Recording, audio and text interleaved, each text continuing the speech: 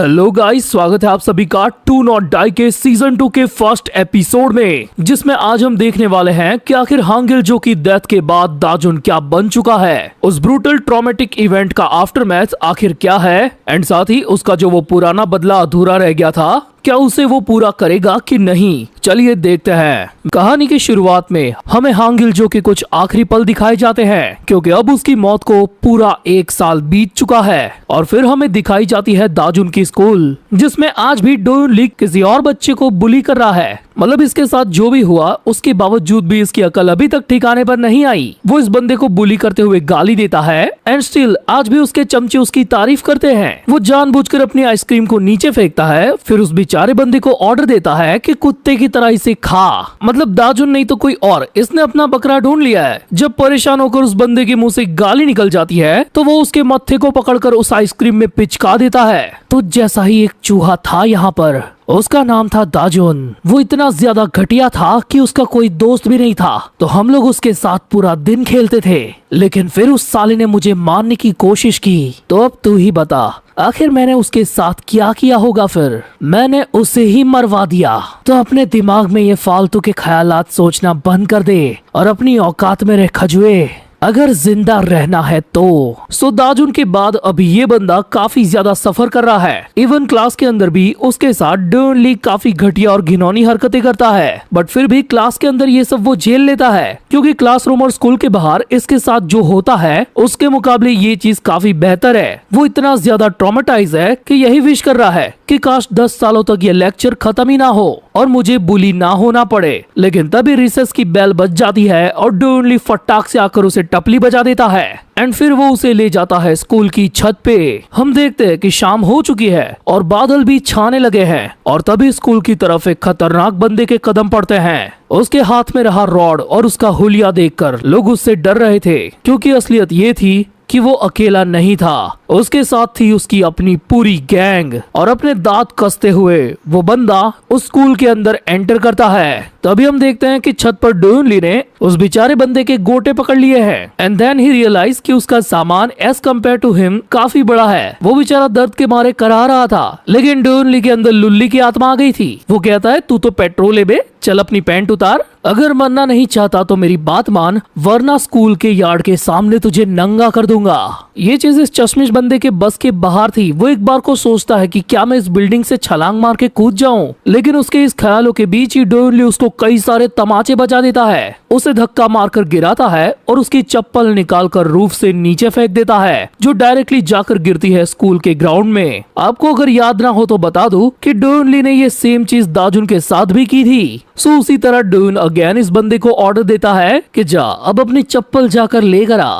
वो बंदा रोता हुआ बेचारा नीचे आता है एंड उसके दिमाग में यही बातें चल रही है, मैंने सोचा था कि मैं ऊपर से गिर जाऊंगा जैसे मूवीज और कार्टून में होता है, लेकिन असलियत में मैं काफी ज्यादा डर गया। मेरे अंदर वो ताकत नहीं है कि मैं खुद को मार सकूं। अगर ये रियलिटी बिल्कुल एक मूवीज की तरह होती तो अब तक तो मुझे कोई बचाने के लिए आ गया होता। एंड तभी वो देखता है कि उसके सामने खड़ा था दाजुन, जो अपनी गैंग के साथ आया था। वो उस बंदे की चप्पल उठाकर उसे देते हुए ये पूछता है, क्या ये उस छत से उड़ते हुए आई है। बस इतना बोल के वो समझ गया था कि उसे कहां पर जाना है एंड उसके साथ उसकी पूरी गैंग उसे फॉलो करते हुए पीछे पीछे चलने लगती है। वो लोग जब स्कूल की लॉबी से गुजरते हैं तो आसपास के क्लासरूम के अंदर हाहाकार मच जाता है। डर के मारे सभी स्टूडेंट्स उनको रास्ता भी दे देते हैं, इवन एक टीचर भी उनको देखकर डर जाता है। तभी एक पढ़ाकू बंदा कहता है कि शायद ये दाजुन है। अब हाँ, ये सुनकर कुछ स्टूडेंट्स उसे पहचान लेते हैं कि ये दाजुन तो है, लेकिन इस बार वो कोई अलग ही पर्सन बन के आया है। इधर छत पे डोन ली अपने चमचों के सामने डींगे मार रहा था। मेरी थोड़ी सी एज ज्यादा हो गई है शायद, इसीलिए वो थ्रो उतना दूर नहीं गया,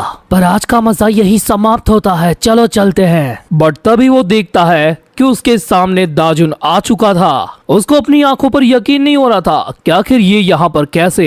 इधर स्कूल के स्टेयर्स पर कुछ पुलिस दाजुन को देखने के लिए जमा हो रहे थे। उनमें से एक ये जांगिया भाई भी था, लेकिन उन लोगों को भी दाजुन की गैंग के 3 हट्टे कट्टे बंदों ने रोके रखा था। वो गुस्से में उनके साथ पंगे लेने की कोशिश करता है कि सालो हट जाओ बीच में से, बट सून ही रियलाइज कि गलत भाई के हत्थे चढ़ गया हूँ मैं क्या सच में इन बंदों को दाजुन लेकर आया है? उधर छत पे दाजुन अपने गैंग मेंबर्स के साथ डोयुन ली को घेर चुका था। डोयुन, मुझे पता है तूने मुझे मरवाने की कोशिश की थी। डोयुन कप कपाते हुए कहता है तो क्या कर लेगा बे? तूने भी तो मुझे मारने की कोशिश की थी ना, तो हो गया ना बदला बदला फिट्टूस। तभी दाजुन डोयुन के जबड़े पर उस रॉड को घुमा के दे मारता है। चल उठ जा साले, तेरा हिसाब करना अभी भी बाकी है।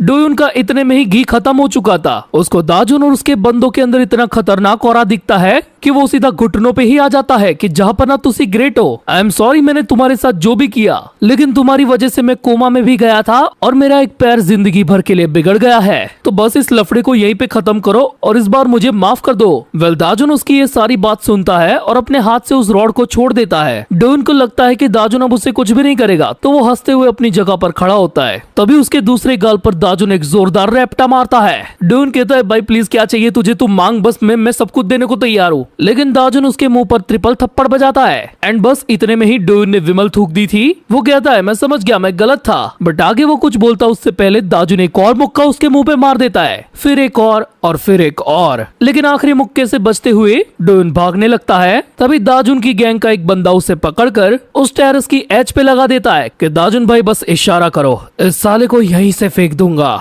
डोयुन रोते हुए गिड़गिड़ाने लगता है कि नहीं मैं मरना नहीं चाहता। उसको दाजुन की शक्ल में अपनी मौत दिख गई थी। उसकी इतनी ज्यादा फट जाती है कि वो वहीं पे एप्पी फिश मुद देता है। घिन आकर वो बंदा भी उसे वहीं पे पटक देता है। एंड ये पूरा नजारा स्कूल के बाकी स्टूडेंट्स के साथ जांग्या भाई भी देख रहा था। डोयुन रोते हुए एक ही बात रिपीट करने लगता है कि दाजुन भाई प्लीज मेरे को मत मारो, मैं मरना नहीं चाहता। सब की सब मेरी ही गलती है, जो भी हुआ माफ कर दो, मेरी वजह से हांगिलजो को मरना पड़ा। एंड ये सुनकर गुस्से में दाजुन उसके मुंह में अपना जूता दे देता है। तेरा गंदा मुंह बनकर ज्यादा गलतफहमी मत पाल। हांगिलजो मरा सिर्फ और सिर्फ हैंगवांग और यू शोंगशिन की वजह से। मुझे तेरी परवाह जरा भी नहीं है। जब तूने हैंगवांग को मेरी सुपारी दी थी ना, तब भी नहीं थी। अगर अगली बार मुझे कहीं पर भी देखा ना, तो मैं तुझे अपने हाथों से मार दूंगा। बस ये धमकी देकर दाजुन वहाँ से अपने बंदों के साथ निकल लेता है। जांग्या भाई तुरंत ही डोयुन के पास आकर पूछते कि भाई तू ठीक तो है ना? लेकिन डोयुन यहाँ पर अगेन दूसरी बार मुद चुका था। अगले सीन में हमें रात को एक वेयरहाउस दिखाया जाता है जिसमें कुछ बंदे एक अंकल को लटकाकर उनके साथ BDSM खेल रहे थे। अंकल कहते हैं प्लीज मुझे जाने दो, मैं तुम्हारा सारा कर्जा चुका दूंगा, मेरी बेटियां घर पे मेरा इंतजार कर रही होगी। अरे अंकल, अगर तेरे पास पैसे नहीं है तो अपनी बेटियां ही दे देना। वेल ये बंदा है इल्टेकियो, जो स्टिल अभी भी हैंगवांग के अंडर में काम कर रहा है, यानी कि 1 साल बाद भी हैंगवांग एक्टिव है। वो उस अंकल के ऊपर लाते बजाने लगता है, ये कहते हुए कि बाप के नाम पे कलंक है तू। एंड अगले सीन में हम देखते हैं कि दाजुन इस सेम रात को कहीं पे जा रहा होता है। वो अपनी पिछली लाइफ के बारे में सोचता है कि कैसे उसे हर वक्त मरने के ही ख्याल आते थे, लेकिन जब वो हांगिलजो से मिला उसके बाद से उसी ने उसको जीना सिखाया। वो ही उसका दोस्त भी था, उसका टीचर भी और उसकी फैमिली भी। लेकिन अब वो उससे बहुत ही दूर जा चुका है, जहाँ वो चाहकर भी उससे नहीं मिल सकता। एंड ऐसे ही चलते हुए वो पहुंच जाता है उसी वेयरहाउस के बाहर, जहाँ पर स्टिल अंकल की ठुकाई चल रही है। और डोयुन उनसे कहता है तूने कोई रास्ता ही नहीं छोड़ा अंकल, अब तुझे ऑर्गन ट्रैफिकिंग की टीम के हवाले करना ही होगा। बट तभी इल्टेक को पीछे से आवाज आती है, तो यहाँ पर है तो। और पीछे घूमते ही धड़ाम उसके मुंह पर पड़ता है दाजुन का स्ट्रेट पंच, जिससे वो उड़ता हुआ विमल की पिचकारी छोड़ते हुए दूर जाके गिरता है। बता साले बहन के टके, आखिर तेरा बॉस यू शोंगशिन अभी कहाँ पर है? दाजुन के बस एक खतरनाक पंच में इल्टेक को अपना पूरा पास्ट याद आ जाता है कि पहले वो क्या था, फिर उसकी फाइट दाजुन से हुई, उसने उसे हरा दिया और फिर वो क्या बन गया। जो लोग उसे नजरें उठाकर देखते थे वो लोग उसे गिरा हुआ समझने लगे। एंड जब उसे ऐसा लगा कि सब कुछ बस खत्म होने ही वाला है, तभी वो पहली बार मिला हैंगवांग के बॉस यू शोंगशिन से। वो उसे देखकर ही समझ गया था कि ये बंदा गैंगस्टर गिरी में टॉप लेवल पर है। एंड इल्टेक भी लाइक मैं भी ऐसा बनूंगा। तो तब से भाई ने कसम खाई कि वो यूशोंग के अंडर में ही काम करेगा जब तक वो बड़ा नहीं बन जाता। यानी कि उसने नए सिरे से बुरा बनने की शुरुआत की। सब कुछ बिल्कुल एकदम मस्त चल रहा था, लेकिन अगेन दाजुन ने बीच में ही आकर उसके एल लगा दिए। अभी उस वेयरहाउस के अंदर इल्टेक के जितने भी मुस्टंडे थे हैंगवांग वाले, वो सब अचानक से शॉक हो गए थे कि आखिर ये बंदा कौन है जिसने बस एक ही मुक्के में हमारे बॉस को उड़ा के फेंक दिया। अबे साले, हम लोग हैंगवांग से है, तुझे पता है हमसे पंगा लेने का मतलब? बच्चे अपनी औकात में रहे, आज मेरा मूड नहीं है तो निकल ले यहाँ से। दाजुन के इतना वार्न करने के बावजूद भी 2-3 बंदे डंडा और रॉड लेकर उस पर टूट पड़ते हैं। एंड भाई दाजुन की स्पीड देखो, वो कितना इजीली इनको सरपास कर रहा है। जब एक बंदा उसके पीछे से डंडा मारने आता है तो वो पलक झपकते ही उसे इतना खतरनाक पंच मारता है कि उस बंदे का डंडा तक टूट जाता है। फिर वो मिट्टी उठाकर दूसरे बंदे की आंखों में डालता है और उसे भी एक पंच में डाउन कर देता है। एंड अगेन पीछे से आने वाले उस बंदे पर उस टूटे हुए डंडे का टुकड़ा लात मार के सीधा उसके सर पे बचा देता है। दाजुन की स्पीड इतनी ज्यादा खतरनाक होती है कि भाई ने बस कुछ ही सेकंड्स के अंदर एक साथ 3 बंदों के मुक्के बजा दिए थे। उधर नीचे पड़ा हुआ इल्टेक दाजुन को याद करते हुए अपने दांत कस रहा था। उसे वही सारे पल बार बार याद आ रहे थे कि कैसे दाजुन ने उसकी बजाई थी।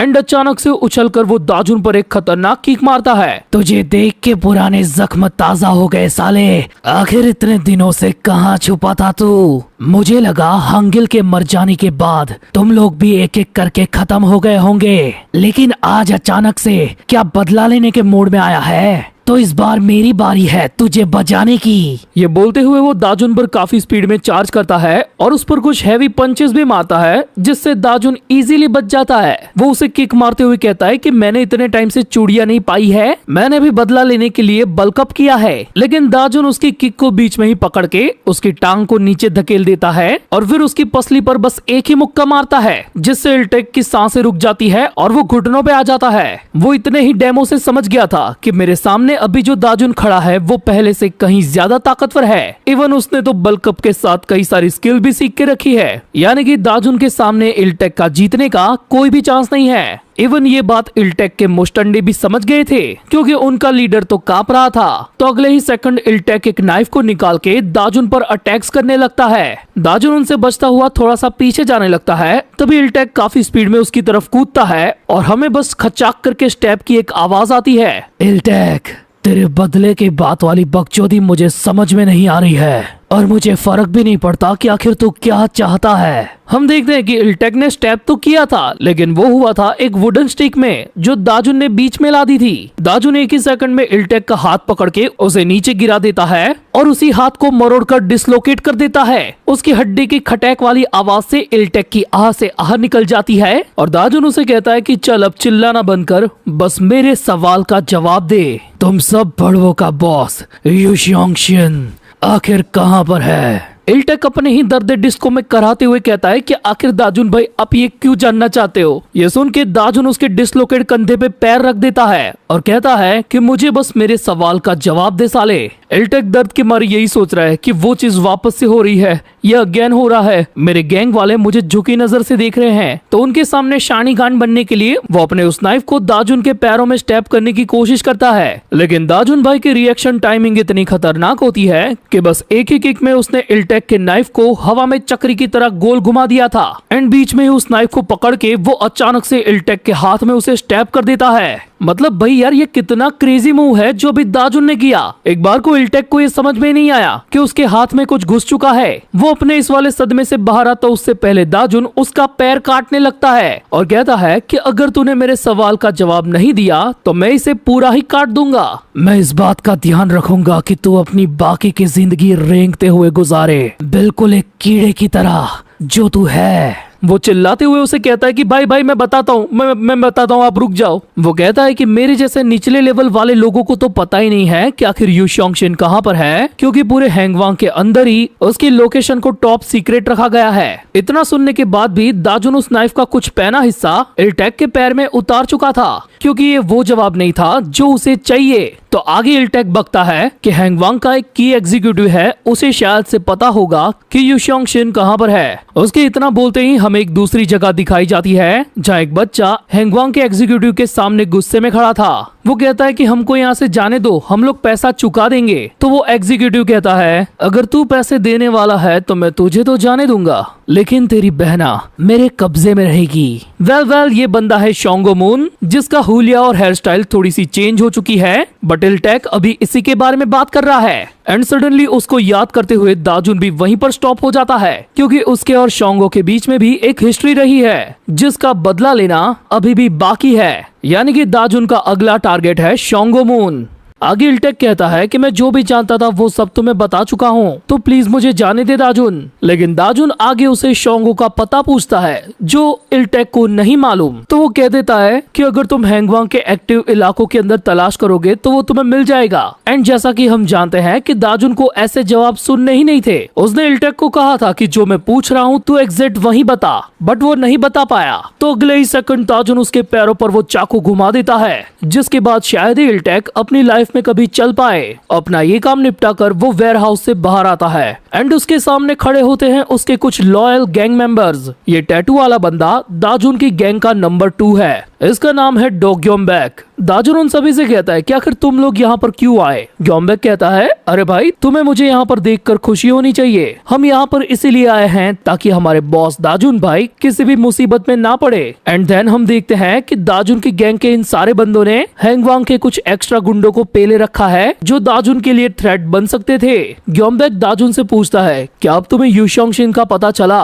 तो दाजुन उसे सेम इल्टेक वाली ही चीज बताता है कि इस साले भड़वे के पास से तो कुछ भी पता नहीं चला, बस हमारे हाथ में अभी यही इन्फो है कि युशोंगशिन का पता हमें हैंगवांग के एग्जीक्यूटिव शोंगो मून से ही चल सकता है। तो अब हमें कुछ भी करके हैंगवांग के शोंगो मून को ढूंढना ही होगा। ये बोलते हुए दाजुन ने अपनी मुट्ठी काफी जोर से कस ली होती है एंड ग्योम्बैक ये चीज देख लेता है। वो दाजुन से कहता है कि मुझे ये चीज काफी अच्छी लगी दाजुन कि हमारे लीडर के तौर पर तुम्हारा गोल एकदम क्लियर है। मुझे खुशी है कि मैंने तुम्हारे साथ हाथ मिलाया है, तो अभी जो तुम कर रहे हो उसे बस जारी रखो। लेकिन चलो इससे पहले खाना खा लेते हैं। लेकिन दाजुन अपनी गैंग वालों के साथ हैंग आउट करने में इंटरेस्टेड ही नहीं है। वो चुपचाप वहाँ से चला जाता है। तो ग्योम्बैक उन सब से कहता है कि चलो लॉन्डो इस बार भी हमें बॉस के बिना ही खाना खाना होगा। एंड वो सब भी वहाँ से निकल लेते हैं। अगले सीन में हमें आधी अधूरी एक कंस्ट्रक्शन बिल्डिंग दिखाई जाती है जो दाजुन की गैंग का हाइड आउट है। इस बिल्डिंग के नीचे से गुजरता हुआ कपल एक दूसरे से बातें कर रहा है कि डार्लिंग डार्लिंग क्या तुमको पता है इस अबैंडन बिल्डिंग के अंदर बहुत सारे आदमी एक साथ रहते हैं। तभी हमें बिल्डिंग के अंदर का एक बच्चा दिखाया जाता है जो दाजुन की गैंग का ही है, जो अपने मन में कहता है कि मैं तो कोई आदमी नहीं हूँ, मेरा नाम युनडोंग है और मैं 15 साल का हूँ, दाजुन भाई की गैंग का सबसे छोटा मेंबर। हम सभी लोग यहाँ पर मिल बांट के रहते हैं। हाँ सुबह में थोड़ी लंबी लाइन लगने पर थोड़ी सी तकलीफ होती है, लेकिन सड़कों पर रहने से ये काफी ज्यादा बेहतर है। तभी बर्तन धोते हुए युनडोंग को एक बंदा कहता है ओए बच्चे मेरे लिए रामेन बना दे। तो वो कहता है चल हट खुद बना ले। दाजुन भाई की गैंग का रूल ये है कि तुम किसी को कोई भी काम करने में फोर्स नहीं कर सकते।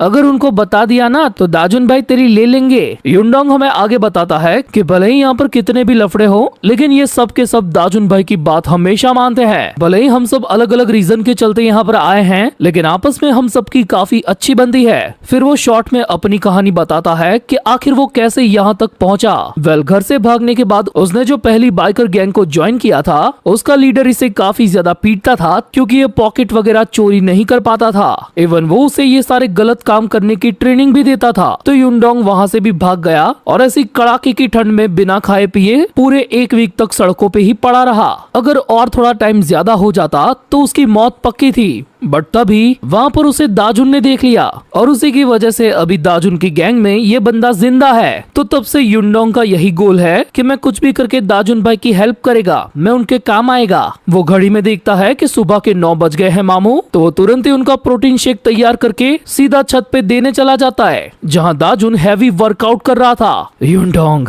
मैंने कहा था ना तुम्हें मेरी इतनी परवाह करने की कोई जरूरत नहीं है। भाई बॉडी देखो लौंडे की, ये कितना ज्यादा चेंज हो गया है। ये अपना वही दाजुन है जो पिछले सीजन में बस एक तुच्छा सा टीनेजर था। वो प्रोटीन पीते हुए युनडोंग से पूछता है कि आखिर तुम्हारी लाइफ अभी इस गैंग के अंदर कैसी चल रही है। वो कहता है एकदम मस्त दाजुन भाई, मजे ही आ गए, it's all thanks to you. Yundong अगर तुम्हारा मन करे और तुम यहाँ से जाना चाहते हो तो बिना हेजिटेट किए जा सकते हो। लेकिन युनडोंग उसे कहता है कि नहीं भाई, मुझे आपकी ही छत्र छाया में रहने में मजा आने लगा है। सही मायनों में ये जगह मुझे मेरा घर लगती है। हम सब एक फैमिली है और दाजुन भाई आप मेरे बड़े भाई हो। But Dajun doesn't give a fuck about it. वो उसे कहता है अंदर जा बच्चे, यहाँ पर काफी ज्यादा ठंड है। अगले सीन में रात को हम देखते हैं कि दाजुन की गैंग के 2 बंदे उस पूरी प्लेस को गार्ड कर रहे हैं और ज्यादा दाजुन के बिहेवियर के बारे में बात कर रहे हैं कि आखिर हमारे बॉस हमसे कभी बात क्यों नहीं करते और हमारे साथ बैठकर खाना भी क्यों नहीं खाते। वो दूसरा बंदा उससे कहता है कि आखिर तो दाजुन भाई को कितने टाइम से जानता है। उनके ऐसे नेचर के पीछे एक बहुत बड़ा रीजन है। पास्ट में एक रनवे फार्म था था जो उनके लिए एक असली फैमिली से भी बढ़ के था। लेकिन एक बुरे इवेंट के चलते उन सभी ने अपने बड़े भाई जैसे एक बंदे को खो दिया। हम देखते हैं कि दाजुन अभी बिल्डिंग के अंदर अपनी उसी फैमिली फोटो को देख रहा है और उसके ऐसे नेचर के पीछे रीजन यही है कि वो किसी और से इतना अटैच होना नहीं चाहता। तभी अचानक से एक बंदा भागता हुआ दाजुन के रूम में आता है और उसे कहता है, दाजुन भाई इमरजेंसी, अपना युनडोंग अचानक से लापता है। हम देखते हैं युनडोंग गायब नहीं हुआ, बल्कि रात में वो अपने ही सोलो मिशन पर निकला है ताकि वो हैंगवांग वालों को ढूंढ सके और दाजुन की हेल्प कर सके। उसने ग्योम्बेक और दाजुन की पूरी कन्वर्सेशन सुन ली थी कि युशोंग शिन तक पहुंचने के लिए उनको शोंगो मून को ढूंढना होगा और युनडोंग को अभी खुद पर पूरा यकीन है कि वो कोई ना कोई क्लू तो ढूंढ ही लेगा जिससे दाजुन भाई की हेल्प हो। लेकिन अचानक से कुछ लोगों को उस खोपचे में देखकर वो डर जाता है क्योंकि वो लोग हैंगवांग के नहीं बल्कि उसी सेम बाइकर गैंग के लोग थे जो युनडोंग से गलत काम करवा कर उसकी पिटाई किया करते थे। एंड सडनली वहाँ पर उनका लीडर भी एंटर करता है और वो युनडोंग को ताका झाकी करते हुए देख लेता है कि आयला ये तो वही छोकरा है जो भग लिया था। एंड अगेन वो उसकी कुटाई करना शुरू कर देता है। इस बाइकर गैंग के लीडर का नाम है जेहो कैंग। एंड उसकी कुटाई के बावजूद भी युनडोंग बिना डरे उससे कहता है कि मैंने एक रनवे फार्म को ज्वाइन कर लिया है और मैं कभी वापस नहीं आऊंगा। अच्छा ऐसा है छोकरे, तो आखिर तेरे जैसे नाकारा निकम्मे नामुराद को रखता कौन है बे? वो उसको गिव एंड टेक का रूल बताता है और कहता है कि आखिर एक गैंग के अंदर तेरी जरूरत की हुई होगी या फिर शायद रात को सोते हुए वो लोग तेरे मजे लेते होंगे। तो युनडोंग चिल्ला के कहता है, चुप कर साले कमीने। ओहो तो छोकरा बगावत पर उतर आया है, आ तुझे दिखाता हूँ इसका हश्र क्या होता है। वो बाइक के स्पीड में घूमते हुए व्हील के अंदर युनडोंग का चेहरा देने वाला था। एंड इस मोमेंट पर युनडोंग अपने आप से ये कन्फेस करता है कि वो सच में दाजुन की कोई हेल्प करना नहीं चाहता, बस उसकी गैंग में रहकर सरवाइव करना चाहता है। आखिर दाजुन भाई को मुझ जैसे लुल्ली बच्चे की क्या ही जरूरत होगी, सच में मैं एक नामुराद नाकारा हूँ। तभी हम देखते हैं उसके पास्ट का सीन, जब दाजुन उसे रेस्क्यू कर रहा था तब वो कहता है कि मैंने कई दिनों से कुछ भी नहीं खाया इसीलिए मेरी बॉडी मूव नहीं कर रही है, लेकिन आखिर अनजान होने के बावजूद आप मेरी हेल्प क्यों कर रहे हो? तब दाजुन ने बस उसे यही कहा था कि तुझे देखकर लगता है कि तुम्हें मेरी मदद की जरूरत है इसीलिए। एंड सडनली प्रेजेंट में हमें दाजुन की आवाज आती है, अपना हाथ उस बच्चे पर से हटा साले, वरना तुझे यहीं पे मार दूंगा। वो पलक झपकते ही जेहो कैंग की गुद्दी पकड़ के उसे वहीं पे पछाड़ देता है। बस इस एक ही खतरनाक मुंह से वहाँ पर खड़े सबकी फट जाती है कि आखिर साला ये बंदा कौन है। दाजुन युनडोंग को कहता है, बस मेरे पीछे रहना, बहुत जल्द ये खत्म होगा। ये वही बाइकर गैंग है ना जो तुझे पीटा करते थे, तो अभी मैं इन सबको एक साथ पीटूंगा। दाजुन उन सबके सामने अकेला खड़ा था। बाइकर गैंग वालों को सच में ऐसा लगता है कि वो कुछ नहीं कर पाएगा। फिर हमें उनका सेकंड नंबर का बंदा दिखाया जाता है जिसका नाम है वॉन्योन पार्क। वो युनडोंग को धमकी देता है कि तेरे इस डिसीजन पर तुझे रिग्रेट होगा बाद में। तभी उनमें से एक बंदा काफी स्पीड में दाजुन पर अटैक करने आता है और उसके सारे पंचेस से दाजुन इजीली बचता है और एक किक मार के उसे साइड कर देता है। तभी दूसरा वाला बंदा ब्रिक से सीधा दाजुन पर अटैक करने आता है तो दाजुन भाई उसकी ही ब्रिक छीनकर सीधा उस पर ही बजा देते हैं और फिर उसी ब्रिक को फेंक कर मारते हैं उस पहले वाले बंदे पर। ये खतरनाक स्किल्स देखकर वॉन्यो पार्क इम्प्रेस हो जाता है। वो दाजुन पर अटैक करते हुए उसे कहता है कि ये मुझे भी सिखा बिड़ू। बट सडनली हम देखते हैं कि दाजुन उसके पंचेस को ब्लॉक कर रहा था। इसको लगता है वो उससे डर गया, पर तभी दाजुन एक खतरनाक काप किक मारकर उसके पैर को ही तोड़ देता है। उठ जा साले, अब बैठा क्यों है, तुझे अभी बहुत सिखाना बाकी है। उस वॉन्यो पार्क की इतने में ही फट गई थी क्योंकि दाजुन अपने पैर से उसके मुंह को कुचलने वाला था। तभी जेहो कैंग युनडोंग की आंखों पर अपना चाकू लगा देता है और दाजुन को ब्लैकमेल करता है और उसे बचाने के लिए दाजुन को अपनी जगह पर रुकना पड़ता है। हम देखते हैं दाजुन के पीछे से वॉन्यो भी वापस से खड़ा होने लगता है अपने टूटे पैर के साथ। तब जेहो कैंग उसे ऑर्डर देता है कि जल्दी से इस बंदे को निपटा दे एंड वो दाजुन की तरफ काफी स्पीड में अटैक करने के लिए आगे बढ़ता है। जेहो कैंग चिल्ला के युनडोंग को कहता है, देख छोकरे, तेरी यही औकात है और तू नामुराद और निकम्मा है। तभी अचानक से उसके मुंह पर एक खतरनाक लात पड़ती है जो ग्योम्बेक ने मारी थी और इसके इम्पैक्ट से जेहो कैंग वहीं बेहोश हो जाता है। मतलब दाजुन भाई की गैंग उनको रेस्क्यू करने वहाँ पर आ चुकी थी। उन सभी ने मिलकर बाइकर क्रू का कुत्ता बना दिया था। ग्योम्बेक दाजुन से कहता है, भाई बाकी सब हम पे छोड़ दो, आप जो निपटाने आए थे उन्हें निपटाओ पहले।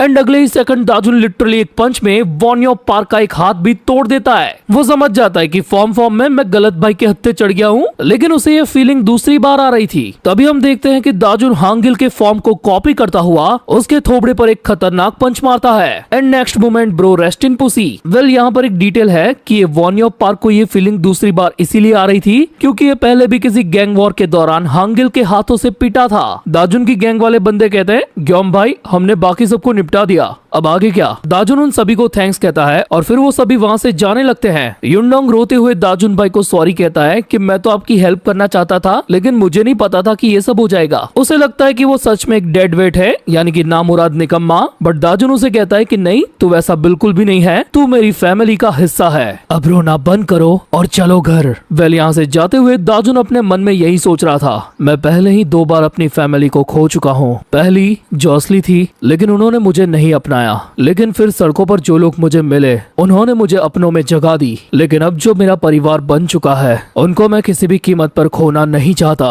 अगले सीन में हम देखते हैं कि बिल्डिंग की छत पर ग्योम दाजुन से सवाल करता है कि आखिर तुम युनडोंग को बचाने क्यों गए? एक लीडर के तौर पर तुम्हें इस चीज में इन्वॉल्व होने की जरूरत नहीं थी, तुम बस ऑर्डर दे देते तो हम में से कोई चला जाता। आखिर बॉस होकर भी तुमको ये काम क्यों करने हैं? व्हाट इफ अगर तुम अकेले गए और तुम्हारे साथ कोई अनहोनी हो गई तो युशोंगशिन के साथ तुम्हारा जो बदला है वो वहीं पे अधूरा रह जाता। तो मेरी बात याद रखो, तुम हमारे बॉस हो तो एक बॉस की तरह एक्ट भी करो। दाजुन बोलता है कि मैंने पहले ही कहा था मुझे बॉस वगैरह बनने में कोई भी इंटरेस्ट नहीं है, बट ग्योम थोड़ा सा गुस्सा होते हुए उससे कहता है कि मैंने भी तुमसे पहले ही कहा था कि तुम अकेले हैंगवांग को ऐसे नहीं हरा सकते। लेकिन इस तीखी नोकझोंक के बीच में ही अचानक से एक बंदा भगता हुआ आता है और चिल्ला के उनको ये रिपोर्ट करता है कि दाजुन भाई एक बड़ी मुसीबत आ गई है। ग्योम भी लाइक अब क्या हो गया यार? भाई एक लाल बालों वाले लक्की ने आकर सबको अचानक से पेलना शुरू कर दिया और हाँ वो दाजुन भाई का नाम चिल्ला रहा है, शायद वो उनके लिए ही आया है। ग्योम उसे ऑर्डर देता है कि जल्दी से अपने तगड़े वाले बंदों को उससे भिड़ने भेजो।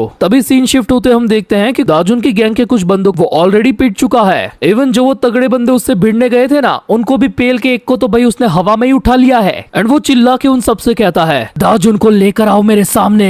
हम देखते हैं कि ग्योम के साथ दाजुन भी नीचे आ चुका है, लेकिन ग्योम कंटिन्यूसली उसे यही बोल रहा है कि याद रखना जो मैंने पहले कहा था, तुम्हें डायरेक्टली किसी भी चीज में इन्वॉल्व होने की जरूरत नहीं है। वो सीधा उस बंदे से कन्फ्रंट करता है कि साले कौन है बे तू और हमारे बॉस का नाम क्यों चिल्ला रहा है। एंड देन दाजुन भी उसकी शक्ल देखकर काफी ज्यादा शॉक हो जाता है क्योंकि वो बंदा और कोई नहीं बल्कि उसका ब्रदर फ्रॉम अनदर मदर डेओप था और दोनों एक दूसरे को आमने सामने देखकर काफी ज्यादा भावुक हो जाते हैं। डेओप तुरंत ही दौड़ता हुआ दाजुन के पास आ जाता है और उसे पकड़कर झंझोड़ते हुए कहता है दाजुन प्लीज जल्दी मेरी मदद कर, हमारा भाई टेक किम बहुत ही ज्यादा खतरे में है। हैंगवांग वाले उसे पकड़कर ले गए हैं, हमें मिलकर उसे बचाना ही होगा वरना वो लोग उसे मार देंगे। और हम देखते हैं कि हैंगवांग के लोगों ने टेक किम की हालत काफी ज्यादा खराब कर दी है। उसको एक जगह पर बांध के रखा गया है और उसकी बॉडी पर मल्टीपल कट्स है जहाँ से काफी सारा ब्लड लॉस हो रहा है। इधर दाजुन डेओप से पूछता है कि आखिर ये सब कैसे हुआ, तो वो कहता है कि ये सब 1 साल पहले से शुरू हो गया था।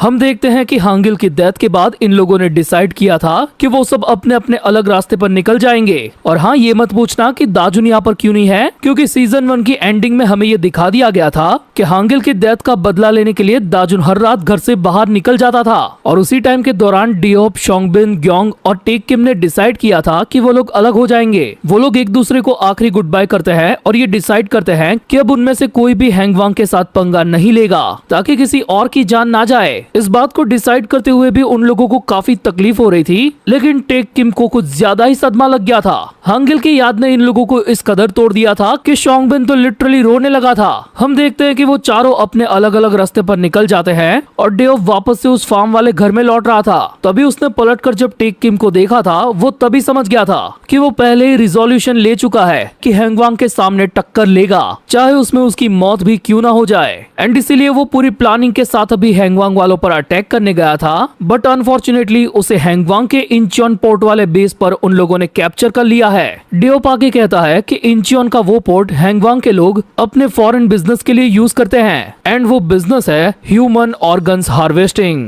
बोले तो इंसानी जिगर गुर्दे कलेजी का व्यापार। एंड अगर अभी इन लोगों ने कुछ भी नहीं किया तो टेक किम के साथ भी वही होगा। आज ठीक मिडनाइट को वो ऑर्गन ट्रैफिकर्स उस पोर्ट को छोड़ने वाले हैं, यानी कि वो टेक को भी मार देंगे। मैं जानता हूँ हम सब अलग हो चुके हैं, लेकिन हम उसको बचा तो सकते हैं ना, क्योंकि वो भी हमारी फैमिली का हिस्सा है। डेओप की सारी बात सुनकर दाजुन कोई गहरी सोच में डूब गया था। एंड ये सारी बात दाजुन के पीछे खड़े युनडोंग ने भी सुन ली थी। वो कहता है अगर वो फैमिली है तो हम सब उन्हें बचाने जाना चाहिए। ये सुन के दाजुन की गैंग वाले बंदे भी फॉर्म में आ जाते हैं कि भाई का प्रॉब्लम यानी कि अपना प्रॉब्लम, तो हम भी आएंगे। दाजुन उन लोगों को थैंक्स कहता है, साथ ही ये भी पूछता है कि क्या सच में वो लोग ये सारा खतरा मोड़ लेंगे। लेकिन ग्योमबेक कहता है कि यही तो सबसे बड़ी गलती है। जरा ध्यान से सोचो, हैंगवांग अब वो ऑर्गेनाइजेशन नहीं रहा जो घर से भागे हुए टीनेज बच्चों वाला था। वो पिछले 1 साल के अंदर ड्रामेटिकली काफी ज्यादा ग्रो हुए हैं और ऊपर से उन लोगों ने अपने अंदर कई सारी छोटी मोटी ऑर्गेनाइजेशंस को समेट लिया है। हमें अभी शियोल का मैप दिखाया जाता है जिसमें हान रिवर की तरफ से हैंगवांग काफी स्पीड में फैल रहा था। उन लोगों ने गैंगशो, युंगचियोन ऐसे बड़े इलाकों पर भी कब्जा कर लिया था। एंड हाँ, इस मैप के अंदर हम गैंगबक, गैंगडोंग और गैंगनम जैसे वेल नोन इलाके भी देख सकते हैं। ग्योमबेक आगे कहता है कि जिस हैंगवांग को हम बस एक ऑर्गेनाइजेशन समझते थे ना, वो अब एक क्राइम सिंडिकेट बन चुका है। उन लोगों के सामने हम बस 30 लोगों का एक छोटा सा रनवे फार्म है। मेरी मानो तो उनसे लड़ने का हमारा कोई भी चांस नहीं है। अगर हमने गलती से उन पर अटैक भी कर दिया ना, तो ये लड़ाई एक शेर के सामने नंगे हाथों जाने वाली होगी। दूसरे शब्दों में हमारा खात्मा होना तय है। ऊपर से ये लाल बाला वाला लक्की जितनी भी बातें बोल रहा है वो सुनी सुनाई लग रही है। ये कोई ट्रैप भी हो सकता है, तो मेरी मानो तो हम लोग यहीं पर सेफ है। दाजुन उसे कहता है कि तुम बिल्कुल सही बात कर रहे हो और मैं उसे समझ भी रहा हूँ, लेकिन मुझे जाना ही होगा। तो ग्योमबेक उसे तुरंत ही 2 ऑप्शन दे देता है कि आखिर तुम्हें कौन सी साइड लेनी है, कि ये लाल बालों वाला बंदा तुम्हारे उस ग्रुप का है जहाँ से तुम अलग हो चुके हो। वो रनवे फार्म खत्म हो चुका है, पास्ट था, और अब तुम हमारे लीडर हो, तो किसी एक को चुनो। सीन शिफ्ट होता है और हम देखते हैं कि दाजुन ने डेओप को चुन लिया था, लेकिन टेक को बचाने वो दोनों अकेले जा रहे थे। दाजुन की गैंग का कोई भी मेंबर उनके साथ नहीं था और उनको जाते हुए बिल्डिंग के टेरेस से ग्योमबेक देख रहा था। अगले सीन में हम देखते हैं कि मेट्रो ट्रेन के अंदर डेओप और दाजुन इंचियोन जा रहे थे। डेओप उसे कहता है कि तुम्हें देखकर काफी अच्छा लगा भाई, मुझे लगा था कि शायद मैं तुमसे कभी नहीं मिल पाऊंगा, लेकिन सच कहूँ तो इतने टाइम के बाद जब तुम मेरे सामने आए तो मैं तुमको तुरंत नहीं पहचान पाया था। हम सब जब साथ में थे तब तुम बस एक बच्चे थे, पर अभी तुम काफी ज्यादा ग्रोन हो चुके हो और ऊपर से तुम्हारा रनवे फार्म वाला एक गैंग भी है। सच कहूँ तो हमारे पुराने फार्म वाले ये जानेंगे ना तो दंग रह जाएंगे। लेकिन आखिर ये सब तुम्हारे साथ हुआ कैसे? तुम ऐसे क्यों बन गए? जब से मैंने हांगिलजो का फार्म छोड़ा था तब से सड़कों पर भटकते हुए रातों की नींद उड़ गई थी। मुझे बस उन लोगों से बदला लेना था जिन लोगों ने हर बार मुझे ट्रॉमा दिया। मैं अपने इसी ख्याल के साथ आगे बढ़ा, लेकिन जब हांगिल भाई की डेथ हो गई उसके बाद से मैंने अपने बदले को भुला दिया, क्योंकि अब से मेरा नया टारगेट हांगिल भाई का बदला है। मैं युशियोंगशिन को खत्म करना चाहता हूँ, मेरे लिए नहीं, सिर्फ और सिर्फ हांगिल भाई के लिए। और पिछले 1 साल से लगातार मैं इसी में लगा पड़ा हूँ। मैं तब से फाइट के लिए तैयार था और आज भी तड़प रहा हूँ, पर मुझे ये भी पता है मेरे पास वो बदला लेने की ताकत आज भी नहीं है। मैं रोजाना काफी ज्यादा ट्रेनिंग करना शुरू कर दिया। उसके बाद कॉन्स्टेंटली मैंने कई सारी फाइट्स की और तब से मैंने अपने बारे में ये कभी नहीं सोचा कि क्या मेरे सामने वाला अपोनेंट ताकतवर है या कमजोर, वो लोग मुझसे ज्यादा है या फिर बहुत ही ज्यादा। मैंने लगातार हर दिन लड़ाई की और तब से लेकर आज तक एक भी दिन नहीं चूका। डेओप, मैं हांगिल भाई का बदला लूंगा। तो डेओप उसे पूछता है, क्या दाजुन तुमने इसीलिए ये रनवे फार्म बनाया? तो दाजुन कहता है, नहीं, मैंने कोई फार्म वगैरह नहीं बनाया, मैंने स्ट्रीट पर बस कुछ बच्चों को बचाया। फिर वो लोग मुझे फॉलो करने लगे, मैं आगे चलता रहा, लोग जुड़ने लगे और काफिला बनता रहा। हम देखते हैं कि पास्ट में ऐसे ही ग्योमबेक सामने से दाजुन से लड़ने आया था और उससे पूछ रहा था कि क्या तू वही लौंडा है जो युशियोंगशिन को मारेगा। अगले सीन में हम देखते हैं इंचियोन के पोर्ट को, जहाँ टेक किम को कोई टॉर्चर कर रहा था। तो हांगिलजो के फार्म वाला लौंडा है ना? आखिर तेरी ये हालत किसने कर दी? एंड तब ये रिवील होता है कि वो टॉर्चर करने वाला बंदा और कोई नहीं बल्कि शोंगो है, जिसने अपनी हेयर स्टाइल थोड़ी सी चेंज कर ली है। टेक किम उसे गुस्से से गुर्रा के बोल रहा था कि मार दूंगा तुझे, लेकिन शोंगो उसके घाव पर पैर रगड़ते हुए कहता है, अरे अरे मैं नहीं, आज मरने का मुहूर्त तेरा है। ओए, एक खास बात बताऊं, अपुन ने ही तेरी किडनैपिंग की खबर फैलाई है। पता नहीं क्यों आजकल मुझे मछली पकड़ने वाली वीडियोस काफी ज्यादा पसंद आ रही है। हो सकता है मेरे शिकार यानी कि तेरे अपनों को तेरी थोड़ी सी बू आ जाए और वो तुझे बचाने आए। एंड शोंगो वाज कम्प्लीटली राइट, क्योंकि डेओप और दाजुन इंचॉन पोर्ट तक पहुंच चुके थे। वो दोनों काफी स्पीड में हैंगवांग के गार्ड्स को निपटा भी देते हैं। एंड डेओप पोर्ट का नजारा देखकर समझ जाता है कि टेक किम कौन से गोडाउन में होगा।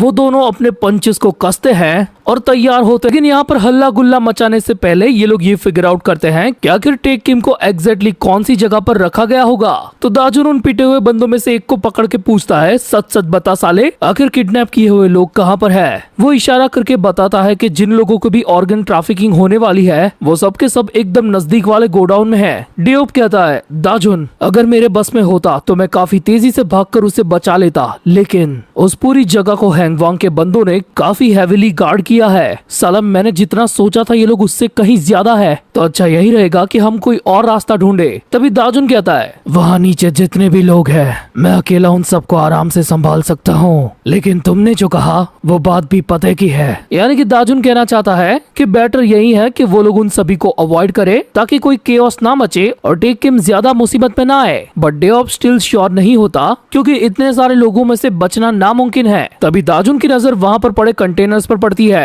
जहाँ हैंगवांग वालों ने एक कपल को भी किडनैप किया था और वो लोग अपनी जान की भीख मांग रहे थे। एंड उस बंदे को शांत करने के लिए हैंगवांग का मुस्टंडा उसकी कुटाई करने लगता है। तभी वो दूसरा वाला गुंडा कहता है कि भाई ध्यान से, कहीं उसको अंदरूनी चोट ना लग जाए, अगर ऐसा हुआ तो हमको पैसे अच्छे नहीं मिलेंगे। तो वो तो साला और भी ज्यादा जोश में आके उसकी कुटाई करने लगता है। तभी उस बंदे की गुद्दी पर एक जोरदार टपली पड़ती है जो उसके बॉस ने मारी थी। इस बंदे का नाम है ली हाक्सू एंड सच में इसकी शक्ल भी लेंडे जैसी ही है। वो उसे कहता है, औकात मेरे बच्चे, वरना तू प्रोडक्ट को खराब कर देगा। देख इसकी स्प्लीन की कीमत है 5,70,000 वॉन, इसका गोल ब्लैडर 13,70,000 वॉन और इसके छोटे वाले इंटेस्टाइन के मिलेंगे 28 लाख वॉन और दिल की कीमत कभी मत भूलना लाले, $1,30,000। तो याद रख, हमारे माल पानी के साथ बकचोदी नहीं। ये समझा कि वो अपने बंदों से कहता है कि चलो काम शुरू करते हैं। बट तभी उसके पीछे हम एक डार्क शैडो को नोटिस करते हैं जो दाजुन है। साले मादर, इंसान को प्रोडक्ट बोलता है। वो उसके पेट में लात मारता हुआ कहता है कि ये ले, अब मेरी प्रोडक्ट तेरी प्रोडक्ट पे कितनी भारी पड़ती है। इस एक ही किक के अंदर हक्सुली ने हक दिया था। तभी पीछे से डेओप काफी स्पीड में आता है और उसके दोनों बंदों को भी पंचेस मारकर डाउन कर देता है। वो कपल दाजुन को थैंक्स कहता है उनकी जान बचाने के लिए। डेओप कहता है कि हमें जल्दी करनी होगी। तभी सीन शिफ्ट होने के साथ हमें उस पोर्ट का सबसे बड़ा गोडाउन दिखाया जाता है जहाँ दो हैंगवांग के लफंगे आपस में बात कर रहे थे कि क्या मैं अपने ही ऑर्गन्स बेच दूं ताकि आईफोन ले सकूं। बट सडनली वो सारे बंदे नोटिस करते हैं कि वहाँ पर साइड में आग लगी है। सो उसको बुझाने के लिए वो लोग वहाँ पर जाने लगते हैं। एंड देन हम देखते हैं डेओप एंड दाजुन को जो उनको उस आग के पास जाते हुए देख रहे थे। यानी कि ये आग लगाओ ध्यान बटाओ वाला आइडिया इन लोगों का ही था। दाजुन ने ऊपर हिल से ही देख लिया था कि जब वो लोग उन कपल को टॉर्चर कर रहे थे ना, तब वहाँ पर उनकी बाइक्स भी मौजूद थी एंड उसी के पेट्रोल के जरिए उन लोगों ने पूरी बाइक की जला डाली। दाजुन की प्लानिंग ये थी कि जब हैंगवांग के बंदे आग को बुझा रहे होंगे तब हम टेक किम को बचाने के लिए उस वेयर हाउस में जाएंगे।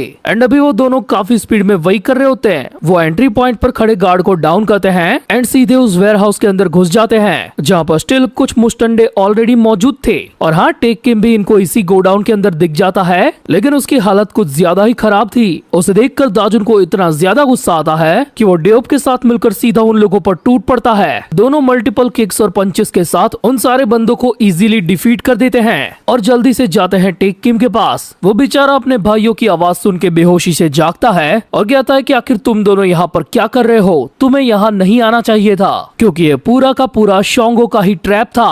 तभी हम देखते हैं कि इस पोर्ट पर रहे सारे हैंगवांग के बंदे उस गोडाउन के अंदर आने लगे थे। वो सभी हर तरफ से दाजुन और डेओप को घेर चुके थे और एक शाणे बंदे ने उस गोडाउन के दरवाजे की कुंडी भी लगा दी थी, बिकॉज वो सभी कॉन्फिडेंट थे कि ये लोग इनको पेली देंगे, क्योंकि उनके साथ था उनका लीडर शोंगो मून। सरप्राइज मदरफकर्स, काफी टाइम के बाद मिले दाजुन भाई। टेक किम को चारा बनाना काम आ गया, लेकिन ये क्या, हमको मिले हुए काफी टाइम हो गया इसीलिए ऐसा हो रहा है, या फिर सच सच में तुम्हारी हाइट बॉडी कुछ ज्यादा ही बढ़ गई है। लगता है जिंदगी काफी बर्बाद हो चुकी है। हांगिल जो की मौत के बाद उसके एक एक शब्द पर दाजुन को काफी ज्यादा गुस्सा आ रहा था। शोंगो कहता है कि तुम लोगों को तो जिंदा रहने नहीं चाहिए था पिड़ू। तुम सालों को जिंदा देखकर ऐसा लगता है कि मैं अपना मूतना बीच में ही छोड़कर आ गया। यानी कि शोंगो को आधे अधूरे काम पसंद ही नहीं है। वो गोडाउन में रहे सारे बंदों को ऑर्डर देता है कि सामने खड़े दोनों बंदों का कुत्ता बना दो। वो लोग हमारी प्रोडक्ट्स में से एक नहीं है तो तुम चाहो उतना उनको मार सकते हो। वो सारे के सारे बंदे डेओप और दाजुन की तरफ बढ़ रहे थे।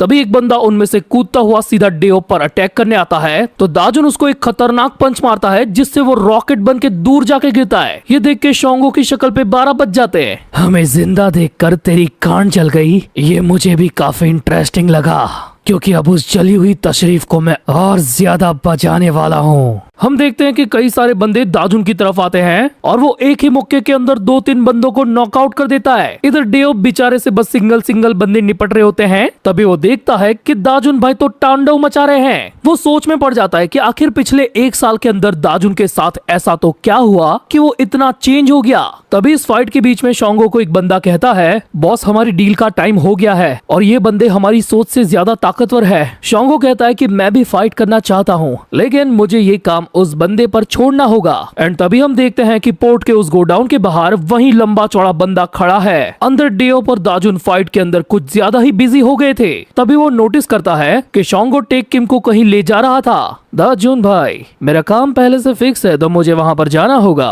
तुम्हारे ये दोस्त टेक किम को खरीदने के लिए कोई बड़ी दूर से आ रहा है। वो टेक किम को बचाने के लिए काफी तेजी से भागता है बट बीच में और 2-3 बंदे आकर उसकी स्पीड को धीमा कर देते हैं। एंड शोंगो जाते हुए किसी को कहता है, क्या तुम्हें वो दिख रहा है? उसकी लगी पड़ी है, उसे निपटाओ तब तक मैं आता हूँ। और वो बंदा बस यस बॉस बोल के स्पीड में आ रहे दाजुन को इतना खतरनाक रैप्टा मारता है कि दाजुन भाई हवा में उड़ते हुए गोडाउन के अंदर आके गिरते हैं। ये देख के डेओप की और फट जाती है। एंड हमें दिखाया जाता है वो लंबा चौड़ा बंदा जिसका नाम है मिंग्यू सॉन्ग और ये भी हैंगवांग का एग्जीक्यूटिव है लेकिन हम इसको कहेंगे लप्पू सचिन। लप्पू को देख के एकदम से हैंगवांग के बंदे जोश में आ जाते हैं। तभी डेओप उस पर अटैक करने जाता है। तभी उसके गाल पर लप्पू सचिन का एक खतरनाक मुक्का पड़ जाता है। डेओप उस पर कई सारे पंचेस मारने की कोशिश करता है लेकिन उसका एक भी अटैक लप्पू सचिन तक पहुंच ही नहीं रहा था और उसकी वजह स्पीड नहीं थी बल्कि लप्पू सचिन के हाथ कुछ ज्यादा ही लंबू थे। इतने लंबे कि एक बार को वो कानून के हाथों को भी ऑर्गेजम दे दे। बट डेओप भाई की हालत यहाँ पर खराब हो रही थी। वो हैंगवांग के बंदों की बात सुन लेता है कि हमारे ये वाले एग्जीक्यूटिव के सामने इन लोगों की एक भी नहीं चलेगी। एंड उसे लगता है कि ये लप्पू सचिन वो ग्यूंगचॉन या गेंगार्क जैसा ही कोई बंदा होगा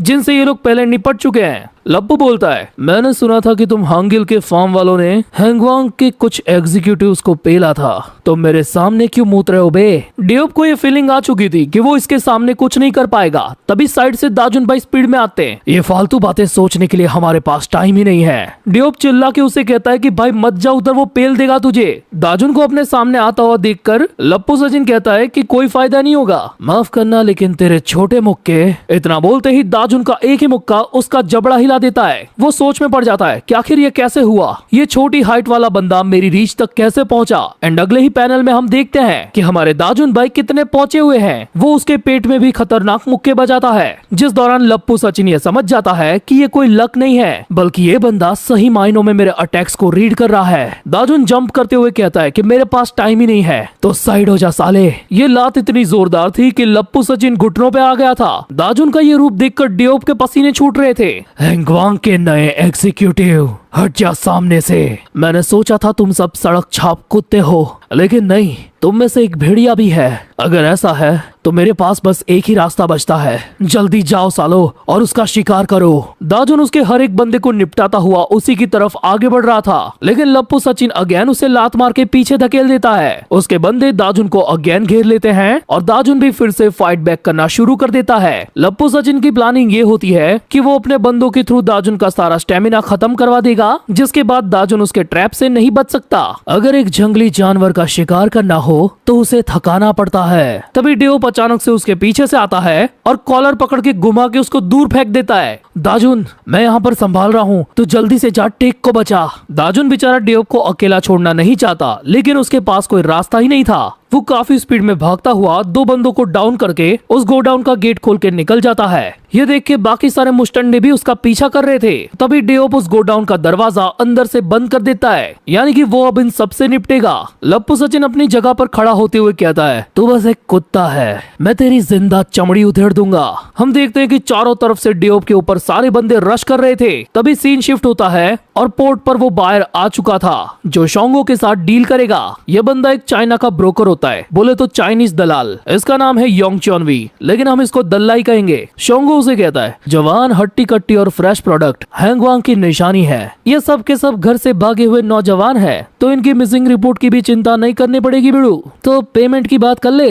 तभी उनके मीटिंग स्पॉट पर एक बंदा उड़ता हुआ आके गिरता है। शोंगो भी लाइक, अबे ये प्रोडक्ट नहीं है अपना, ये तो हमारा ही बंदा है। तभी दाजुन भाई पीछे से कहते हैं, सरप्राइज मदर फकीर, अगर मेरे भाई को छूने की कोशिश भी की ना तो तेरी अतेड़ियां निकाल कर सुखा दूंगा साले। वो दल्ला शोंगो को कहता है, अरे भाई ये सब क्या है, ये बार वाले अपने बिजनेस में कब से घुसने लगे। माफ कीजिए जनाब, लेकिन आपने ठीक से सुना नहीं, ये काले कपड़ों वाला बंदा कोई आउटसाइडर नहीं है, ये तो अपन की खास प्रोडक्ट है, एक जीता जागता हथियार।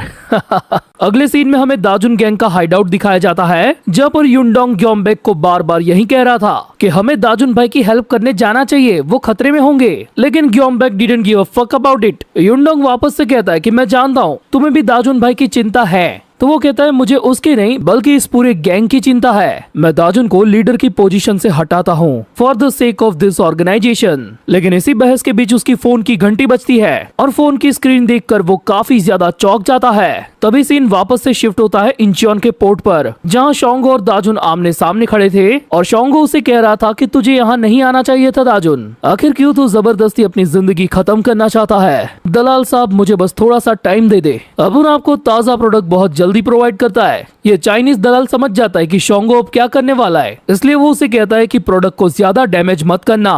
देखकर लगता है कि तू काफी ज्यादा ताकतवर हो गया है, लेकिन क्या सच में तुझ में उतना दम है? मुझे आज भी वो सारे पल याद है जब मैं तेरी बजा रहा था, तब तू बार बार वापस उठ के आ रहा था। लेकिन दाजुन, क्या तुझे सही में ऐसा लगता है कि तू अकेला ही है जिसने खुद की ताकत बढ़ाई है? माफ करना, लेकिन तेरा वो तुच्छा सा बदला यहीं पे खत्म होगा। भले ही हम दोनों की फिजिकल शेप बिल्कुल एक जैसी है, तब भी तू नेचुरल टैलेंट के डिफरेंस को नजरअंदाज नहीं कर सकता।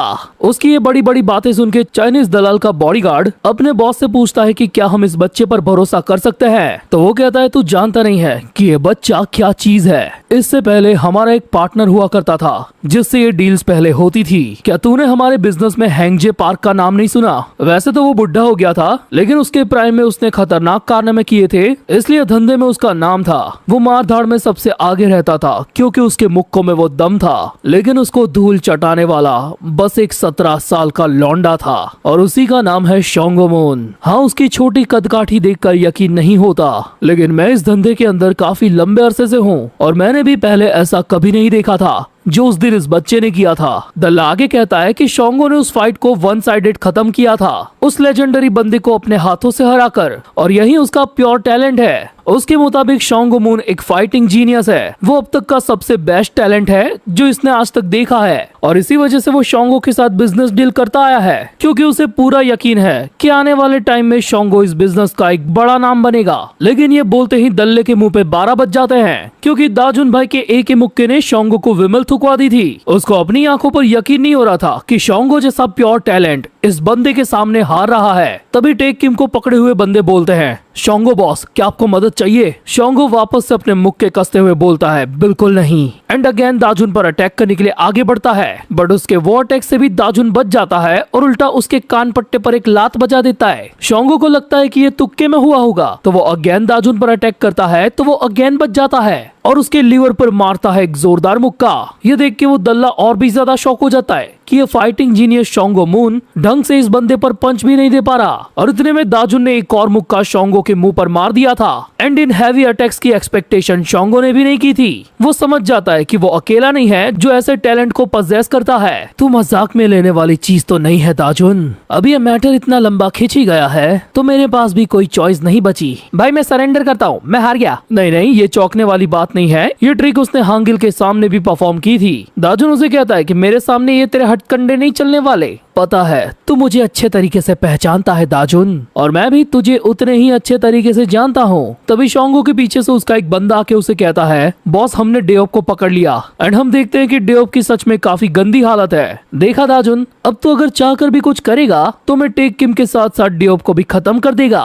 और तुझे अच्छे से पता है कि इस बार अपुन मजाक नहीं कर रहा है। वो उस पर काफी ज्यादा गुस्सा था। तभी दल्ला पीछे से शोंगो को कहता है कि आखिर तुम ये प्रोडक्ट के साथ क्या कर रहे हो, तुम्हारा दिमाग ठिकाने पर है बच्चे। तो शोंगो पलट के गुस्से में उसे कहता है, अपना मुंह बंद रख और चुपचाप तमाशा देख बुड्ढे।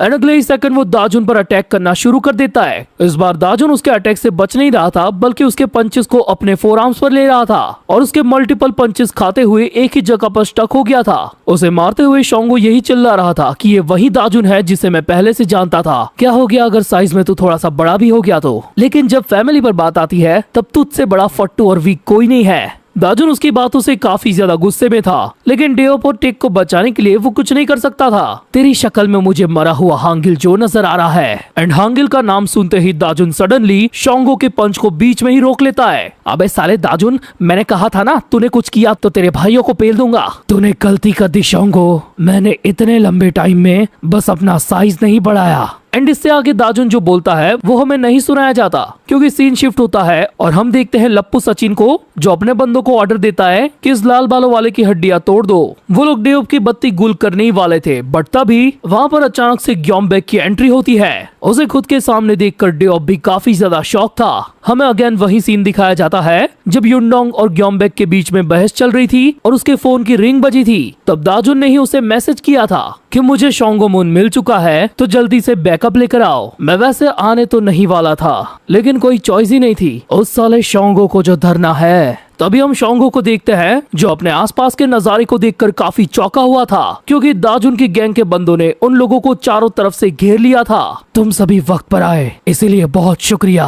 तभी दाजुन की गैंग का वो बंदा उसे कहता है कि ग्योमबेक उस लाल बाल वाले बंदे को बचाने गया है और अपने इस दूसरे दोस्त को आप हम पर छोड़ दो दाजुन भाई। यानी कि अब दाजुन शोंगो के साथ अपना 1-on-1 फाइनल राउंड करने के लिए तैयार था। दाजुन, इस साले ने अपनी गैंग कब बना ली। लेकिन शोंगो आगे कुछ सोचता उससे पहले ही हम देखते हैं कि उसके फेस के पास दाजुन का मुक्का आ चुका था और बस एक ही पंच ने शोंगो के जबड़े को हिला के रख दिया था। वो समझ गया था कि उसने दाजुन को गलती से हल्के में ले लिया, क्योंकि वो इंचियोन के स्पोर्ट पर सिर्फ टेक किम को बचाने के लिए नहीं बल्कि हैंगवांग को डिस्ट्रॉय करने आया है। हम देखते हैं कि उस पूरे डॉकयार्ड पर दाजुन गैंग के बंदे हैंगवांग के गैंग मेंबर से भिड़ रहे थे। तभी थके हुए डेओप पर हैंगवांग का एक मुस्टंडा अटैक करने आता है, जिसको एक ही फटके में युनडोंग बीच में आके रोक लेता है। वो कहता है, लाल बालों वाले भाई हम लेट नहीं हुए, मुझे माफ करना बच्चे, ना चाहते हुए भी मुझे तुम लोगों की मदद लेनी पड़ी। उधर ग्योमबेक और लप्पू सचिन के बीच में एक खतरनाक फाइट चल रही थी, जिसको देखते हुए डेओप कहता है वो हैंगवांग का एग्जीक्यूटिव काफी डेंजरस है। लेकिन युनडोंग के मुंह पर तब भी स्माइल होती है। एंड अगले ही सीन में हम देखते हैं कि ग्योमबेक ने अपनी सिर्फ एक स्ट्रेट राइजम किक से लप्पू सचिन को हवा में उड़ा दिया था। अबे अब दिखाना दादागिरी, अपने आप को बहुत बड़ी तोप समझता है क्या? तेरे जैसे टिड्डे पर बर्बाद करने के लिए अपन के पास वक्त नहीं है। उसके ये बोलते ही वो दोनों अगेन भिड़ जाते हैं और सीन यहाँ से शिफ्ट होता है सीधा समंदर किनारे पर, जहाँ दाजुन और शोंगो आमने सामने खड़े थे। उस पोर्ट के ऊपर दाजुन की गैंग का टेक ओवर होता देखकर वो बोलता है, क्या तूने सच में ये गैंग बनाई है दाजुन? तो इससे हैंगवांग को हराएगा, क्योंकि तेरा प्यारा हांगिल जो मर गया इसके लिए। हम देखते हैं कि उन दोनों के किक्स वाले अटैक आपस में टकराते हैं। दाजुन कहता है, तो बिल्कुल सही सोच रहा है शोंगो, एंड उसे एक मुक्का मार के दूर उड़ा देता है। तो पिछली बार से भी ज्यादा घटिया हो गया है दाजुन, क्योंकि तुझे ये भनक भी नहीं है कि हैंगवांग अब क्या बन चुका है। वो वहाँ पड़े पानी पर जोर से पैर मारता है, जिससे दाजुन का विजन ब्लॉक हो जाता है और तुरंत ही वो उस पे एक किक जड़ देता है। दोनों सड़क से कुछ कीड़ों को क्या उठा लिया, अपने आप को बहुत बड़ा भाई समझने लगा है क्या? अपनी औकात मत भूल शोंगो साले माधर, आखिर तूने मुझे धोखा क्यों दिया था? मैंने सच में तुझे अपना भाई माना था, तो मेरे लिए एक दोस्त से ज्यादा था, लेकिन तुझे हैंगवांग में रहकर ये घटिया काम ही क्यों करना है? दाजुन भाई, मैंने कहा हाँ ना, अब उनको ये काम काफी पसंद है। तुझे पता है मैं घर से क्यों भागा था? क्योंकि मैं बोर हो रहा था यार। मुझे वायलेंस करके लोगों को पीटना पसंद है, पर स्कूल में शिकायतें कुछ ज्यादा ही हो रही थी, जिससे मैं हद से ज्यादा परेशान था। लोगों को मूवी के अंदर वायलेंस देखना पसंद है, लेकिन साली हमारी घटिया सोसाइटी के अंदर इसे बुरा माना जाता है। मैंने हैंगवांग इसीलिए ज्वाइन किया क्योंकि यहाँ पर मुझे कोई मना नहीं करता और मुझे अपनी मारपीट करने की हवस सिर्फ कार्टून और मूवीज देखकर नहीं छुपानी पड़ती। वो अगेन दाजुन पर अटैक करते हुए कहता है, मैं वो सारे मजे कर सकता हूँ जो मैं चाहता हूँ, यही तो जिंदगी है। लेकिन उसका अटैक दाजुन पर पड़ता उससे पहले ही दाजुन उसके ही जबड़े पर एक खतरनाक अपरकट बजा देता है, जिससे शोंगो के सारे दांत भी हिल गए थे। वो काफी ज्यादा शॉक हो गया था कि आखिर इतना ताकतवर होने के बावजूद मैं दाजुन को क्यों नहीं हरा पा रहा, आखिर मुझ में और उसमें डिफरेंस क्या है। तभी दाजुन काफी स्पीड में उसकी नाक पर एक तन-तनाता मुक्का मारता है और कहता है कि बहुत बड़ा फर्क है, जो मुक्के में तुझ पे जड़ रहा हूँ उसमें मुझे हंसी नहीं आ रही है। यानी कि कहीं ना कहीं दाजुन के अंदर एक तकलीफ सी है, बिकॉज एक टाइम पे शोंगो को लेकर दाजुन के मन में एक सॉफ्ट कॉर्नर था, जो अभी शायद इस आखिरी मुक्के के साथ दाजुन ने खत्म कर दिया है। अब बोलना साले, मजा आया? दाजुन के शोंगो को हराते ही हम देखते हैं कि उसकी गैंग के बंदे टेक किम को भी रेस्क्यू कर चुके थे। तभी उसकी गैंग का नंबर 3 वाला बंदा कहता है, दाजुन भाई हमें खबर मिल गई, उस गोडाउन के अंदर ग्योमबेक सबको निपटा चुका है। लिटरली ग्योमबेक ने लप्पू सचिन को बिछा दिया था और ये करने में ग्योमबेक को कुछ ज्यादा चोट नहीं आई थी। हम सब ने आज काफी अच्छा काम किया, लेकिन हमारा मेन गोल यू शोंगशिन है। हम इस बड़वे को यहीं पे छोड़ के निकल जाएंगे, लेकिन उसका फोन लेकर जाएंगे ताकि हमें यू शोंगशिन का क्लू मिल सके। तभी नीचे पड़ा शोंगो हंसते हुए कहता है, दाजुन तुझे सही में लगता है कि तेरा काम हो गया, तुझे यू शोंगशिन से ही मिलना है ना। एक मजे की बात बताऊं दाजुन भाई, वो देखो दूर से जो बोट चलती हुई आ रही है ना, उस पे कौन सवार होके आ रहा है। दाजुन उस बड़ी सी बोट पर रहे बंदे को देखकर काफी ज्यादा शॉक हो जाता है, क्योंकि वो बंदा और कोई नहीं बल्कि उसका टारगेट यू शोंगशिन ही था। और भाई शक्ल देखो इसकी, सर्जरी सक्सेसफुल हुई है। मैंने सोचा था इसका आधा चेहरा डिफॉर्म ही रहेगा। दाजुन की गैंग के बंदे उसे पूछ रहे थे कि भाई क्या यही है वो बंदा यू शोंगशिन, लेकिन दाजुन की आंखों में काफी ज्यादा गुस्सा था, वो एक ही जगह पर जम गया था। तभी शोंगो नीचे पड़ा हुआ कहता है कि तुम यू शोंग को काफी हल्के में ले रहे हो, अब वो ग्लोबल लेवल की फील्ड में खेलता है, आज वो भी चाइना से इंचियन आया है। और इतना ही नहीं, हमारा बॉस यहाँ पर है, मतलब पूरा हैंगवांग आज की रात यहीं पर होगा। एंड उसके इतना बोलते ही हमें दिखाया जाता है कि बड़ी बड़ी गड्डी भर के हैंगवांग के मल्टीपल बंदे उतर रहे थे और इंचियन के पोर्ट पर आ रहे थे। इवन इनमें स्कूल के स्टूडेंट्स की बाइकर गैंग भी होती है, जिनको लीड कर रहा था ये चश्मिश बंदा। इसका नाम है यूशिक कैंग, बोले तो शर्मा जी का लौंडा, और ये भी हैंगवांग का एग्जीक्यूटिव है। इवन उनके पुराने एग्जीक्यूटिव आरम और ग्वांगयुक शियोल भी उस हिल के ऊपर से शोंगो का सारा तमाशा देख रहे थे। तभी एक मिडिल एज बंदा अपनी सिगरेट जलाते हुए बोलता है, यहाँ मेला लगा है क्या? कितने लोगों को बुलाया है उस साले ने? इन अंकल जी का नाम होता है शुंग्रियोन चोई और ये भी हैंगवांग के नए वाले एग्जीक्यूटिव में से एक है। तभी वहाँ पर एक काले कलर की शाही कार आकर रुकती है और उसमें से एक सफेद बालों वाला बंदा निकलता है, जिसे सब झुक के सलामी दे रहे थे, क्योंकि ये भी हैंगवांग का नया एग्जीक्यूटिव है। पूरे के पूरे हैंगवांग को एक जगह पर जमा होता देखकर दाजुन खुद भी पगला गया था। तभी ग्योमबेक दौड़ता हुआ आकर उसे कहता है, दाजुन आखिर यहाँ पर खड़े क्यों हो? हमें चलना होगा। उन सब के सब ने हमें हर तरफ से घेर के रखा है, हमें अपनी गैंग को बचाकर यहाँ से निकलना होगा। लेकिन दाजुन के मन में कुछ और ही ख्याल थे, क्योंकि इतने लंबे अरसे के बाद उसके सामने यू शोंगशिन आया था। पर तभी गुस्से में उसकी कॉलर पकड़कर ग्योमबेक उसे कहता है, तू अपने बदले की लालच में इन सबको मरवा देगा दाजुन। एंड कहीं ना कहीं उसकी ये बात सच होती है। दाजुन स्टिल नोटिस कर रहा था कि यू शोंग की वो बड़ी सी बोट इस पोर्ट पर आने ही वाली थी, और वो भी दूर से दाजुन को देखकर पहचान गया था कि आखिर वो लौंडा कौन है। और उससे नजरें मिलाने पर दाजुन के अंदर का खून और भी ज्यादा खौल रहा था। ग्योमबेक अगेन पीछे से चिल्लाता है, कोटी कल्टी मार, हमें खुद से ज्यादा हमारे गैंग के बच्चों की परवाह करनी चाहिए। दाजुन, मैं भी अपना बदला हैंगवांग से लेना चाहता हूँ, लेकिन उसके लिए हमें अपनों को पहले बचाना होगा। एंड ये बात सुनकर उसे अचानक से हांगिल की याद आती है कि हांगिल भाई ने भी अपने मरते दम तक यही किया था। इधर ग्योमबेक और भी ज्यादा गुस्सा हो रहा था, क्योंकि टाइम की काफी ज्यादा कमी थी। एक बार को वो सोचता है कि वो घसीट के दाजुन को यहाँ से ले जाएगा, बट तभी दाजुन खुद से ही ये ऑर्डर देता है कि हमें यहाँ से निकलना होगा, चलो। वैसे भी हम लोग जिस काम के लिए यहाँ पर आए थे वो हो चुका है, अभी के लिए इतना काफी है, तो सब के सब मेरी बात सुनो। और अगले ही पल हम देखते हैं कि वो लोग कुछ अपनी और कुछ हैंगवांग वालों की बाइक लेकर वहाँ से निकलने लगते हैं। जब तक युशोंग की बोट उस पोर्ट तक पहुंचती तब तक दाजुन और उसकी गैंग कंटेनर से होते हुए कुछ आगे निकल चुके थे। दाजुन अगेन पीछे देखते हुए ये रिजोल्यूशन लेता है कि अगली बार जब भी हम मिलेंगे वो युशोंग शिन का दुनिया में आखिरी दिन होगा। वो सबके सब काफी तेजी से धूम मचाले करके निकलने वाले थे, तभी एक डंपिंग ट्रक बीच में आकर उनका रास्ता रोक लेता है, यानी कि आगे से निकलने का रास्ता ब्लॉक हो चुका था। ग्योम्बेक समझ जाता है कि ये हैंगवांग का ही काम है, तो वो चिल्ला के सबसे कहता है कि हमें जल्दी से कोई दूसरा रास्ता ढूंढना होगा। तभी उनके गैंग के बंदे की नजर पीछे पड़ती है, जहाँ हैंगवांग के कई सारे लोग उनको पीछे से भी घेर चुके थे और वो बंदे इन्हीं दोनों नए एग्जीक्यूटिव के थे। एक था शर्मा जी का लौंडा और दूसरा सफेद बालों वाला डॉ चेंगवाक। इवन ग्वांगयुक और आरम भी वहाँ पर पहुँच चुके थे। एंड तभी वो सब लोग देखते हैं कि उस डंपिंग ट्रक में से निकलते हैं वही अंकल जी, शोंग्रियोंग चोई। बेटा बातचीत करके भी मामला सुलझा सकते हो तुम लोग, अगर मेरी मानो तो। यानी कि दाजुन की पूरी गैंग दोनों तरफ से फंस चुकी थी। हैंगवांग के वो सारे लोग धीरे धीरे करके उनकी तरफ बढ़ रहे थे। इधर दाजुन की गैंग में डर का माहौल था। तभी दाजुन स्टाइल में अपनी बाइक को स्कीट मारते हुए पलटाता है और कहता है हमारे पास और कोई रास्ता नहीं है, सबके सब नीचे आ जाओ और एक साथ रहकर मुझे फॉलो करो, हमें हैंगवांग से भिड़ना ही होगा। ग्वांगयू के देख के काफी सरप्राइज होता है कि आखिर किस एंगल से ये लोग हमारे सामने टिक पाएंगे, लेकिन अगले ही सेकंड दोनों गैंग्स के अंदर फाइट होना शुरू हो जाती है। दाजुन एक ही मुक्के के अंदर बंदों को उड़ा उड़ा के रास्ता साफ कर रहा था। उसका ये टैलेंट देखकर अंकल जी इम्प्रेस हो गए थे। तभी काफी स्पीड में उनकी साइड से ग्योम्बेक उन पर एक किक मारता है, जिससे वो थोड़े से पीछे खिसक गए थे। बुड्ढे साले, तुझे हमें देखकर मजा आ रहा है क्या? बच्चे बड़ों से पंगा नहीं लेते।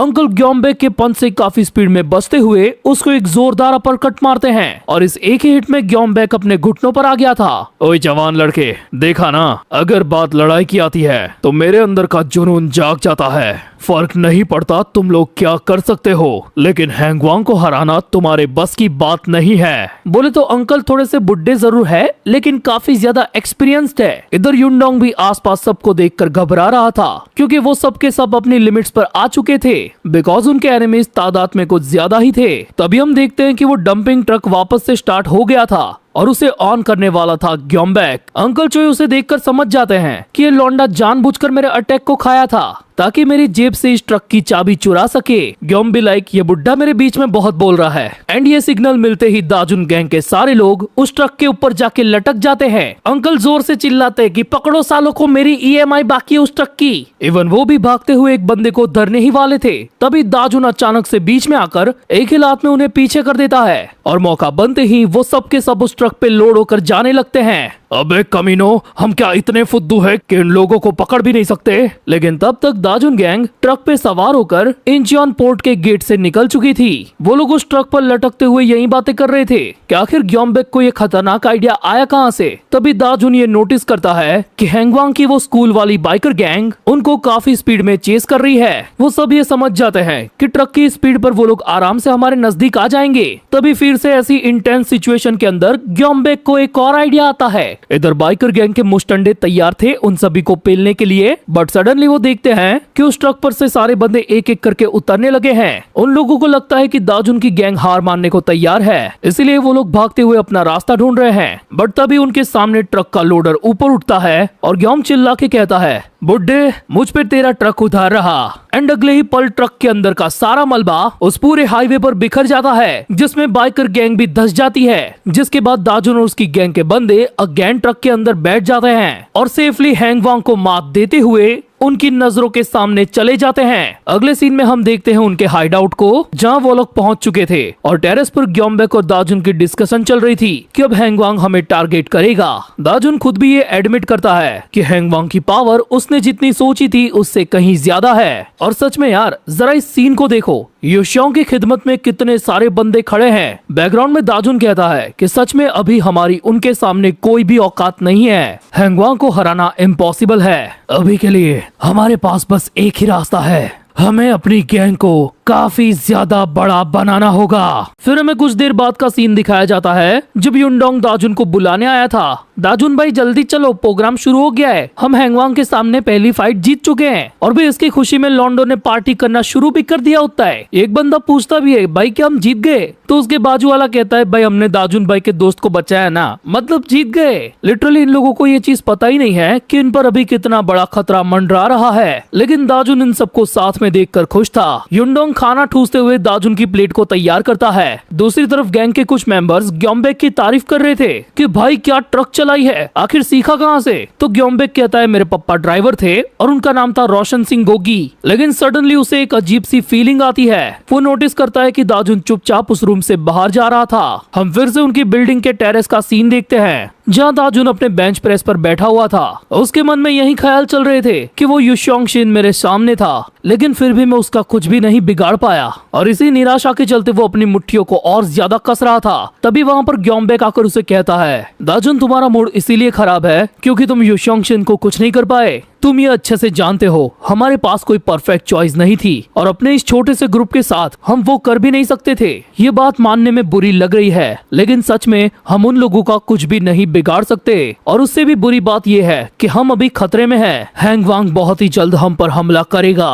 यहाँ से सीन शिफ्ट होता है इंचियोन के डॉकयार्ड पर, जिसके एक प्राइवेट गोडाउन में इन सारे एग्जीक्यूटिव्स की मीटिंग होने वाली थी। तभी वहाँ पर शोंगो आता है और गुस्से में सबको गालियां बकने लगता है कि अबे सालो तुमने ये क्या कर दिया, हाथ आया हुआ मौका चला गया। वो लोग भाग कैसे गए हमारे इतने बंदों के होते हुए भी। तभी अंकल चोई उसे कहते हैं कि साले ये सवाल हमें करना चाहिए था, और अगले ही सेकंड उसके मुंह पे मुक्का मार के उसे उड़ा देते हैं। अपने पिछवाड़े में डंडे लेने की आदत तुझको है और गुस्सा हम पे। क्या तेरी टट्टी साफ करने का ठेका लिया है हमने?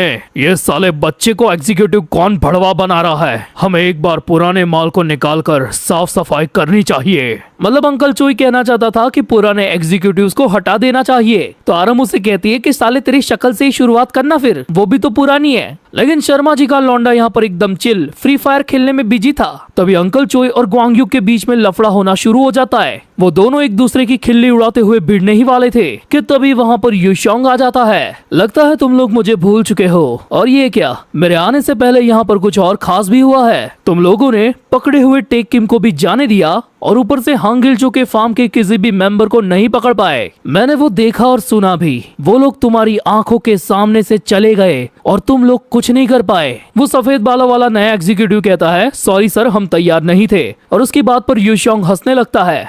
हांगिलचो का फार्म, कितने अरसे के बाद उसका नाम सुना है। वो साला मरने के बाद भी मुझे इतनी ज्यादा अड़चने दे रहा है। तभी शर्मा जी का लौंडा कहता है, बॉस आप चिंता मत कीजिए, ये वाकया हांगिल के बारे में है ही नहीं, बस उसके फार्म के गिने चुने मेंबर्स बचे हैं और उनके बारे में भी परेशान होने की कोई दिक्कत नहीं है, क्योंकि अंकल चोई के जिस ट्रक को वो भगा के ले गए ना, उसमें अंकल का मोबाइल अभी भी मौजूद है। एंड हम देखते हैं कि शर्मा जी के लौंडे ने अपने बंदों को उस मोबाइल को ट्रेस करते हुए उस ट्रक तक भेज दिया था। यानी कि हैंग वांग के मुस्टंडे दाजुन गैंग के हाइडआउट तक पहुंच चुके थे और वो पूरी बारात हथियार के साथ ऑर्डर लेने को तैयार थी। बॉस हमें फर्क नहीं पड़ता कि वो लोग कहाँ जाकर छुपते हैं, वो हमेशा हमारे एरिया में ही रहेंगे, यानी कि हमेशा हमारी मुट्ठी में। और सही कहूँ तो अभी तक हमारे बंदे तो उनके ठिकाने तक पहुंच भी गए होंगे और लिटरली वो सारे के सारे दाजुन गैंग के हाइडआउट में घुस रहे थे।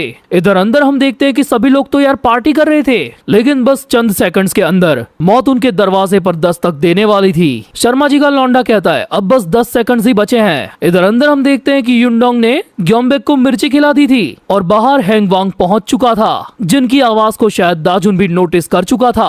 और उनके धक्के के साथ दरवाजा तोड़ के आते ही वो लोग काफी ज्यादा शॉक हो जाते हैं, क्योंकि उस रूम के अंदर कोई मौजूद ही नहीं था। इनफैक्ट वो पूरी बिल्डिंग का चप्पा चप्पा छान मारते हैं, लेकिन वहाँ पर दाजुन की गैंग का कोई मेंबर तो क्या, उनके कपड़े तक नहीं थे। ये खबर मिलते ही युशोंग समझ जाता है कि उनकी पूरी गैंग का चूतिया कट गया है। और तभी हमें दिखाया जाता है उस हाइडआउट वाली बिल्डिंग से काफी दूर एक पहाड़ का सीन, जहाँ पर दाजुन काफी गहरी सोच में खड़ा था। वो पलट के कहता है, माफ करना, मुझे काफी जल्दी में ये डिसीजन लेना पड़ा। तुम सबका बहुत बहुत शुक्रिया कि मेरी बात मानकर तुम सब उस हाइडआउट से निकल आए। हमें अगेन दाजुन और ग्योम्बेक की कन्वर्सेशन दिखाई जाती है। जब वो लोग बात कर रहे थे कि हैंगवांग उन पर अटैक करने आएगा, तब दाजुन भाई ने ही ये डिसीजन लिया था कि हमें ये जगह छोड़नी होगी, क्योंकि ग्योम्बेक की कही हुई एक एक बात सच थी। वो लोग चाहकर भी हैंगवांग को हराने की सिचुएशन में नहीं थे, यानी कि पूरी गैंग को किसी ऐसी जगह पर छुपना होगा जहां हैंगवांग कुछ टाइम के लिए उन तक पहुंच ना सके।